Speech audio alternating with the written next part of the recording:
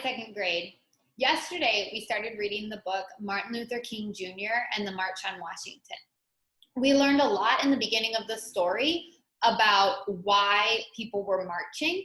Today, we're going to read the middle part of the story and we're going to learn more about some of the leaders of the march.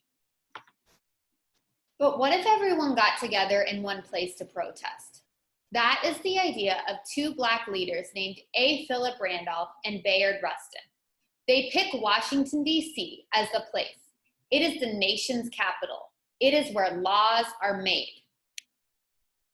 So, on August 28, 1963, at 11:30 a.m., the March on Washington begins. The crowd marches to the Lincoln Memorial. As they walk, the people sing, "We shall overcome. We shall overcome. We shall overcome someday." Later, there are many speakers. They stand on the steps of the memorial in front of Lincoln's statue. Each person talks about freedom. The marchers sit on the grass and listen. They know that today history is being made. By noon, the sun is very hot. Some people take off their shoes and cool their feet in the pool. Bag lunches are sold. Each one has a cheese sandwich, an apple, and a slice of pound cake, all for 50 cents. The high point of the day comes at 3 o'clock. The crowd grows quiet. A young Black man takes the stage. He looks at the crowd. There are people as far as he can see. The man's name is Martin Luther King Jr. He is a preacher and the son of a preacher. He has grown up in Georgia.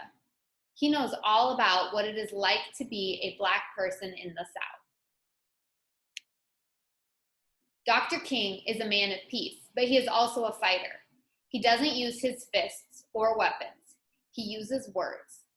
In the South, Dr. King has led many other protests. One was a march in Georgia. Another was a protest against a bus company in Alabama.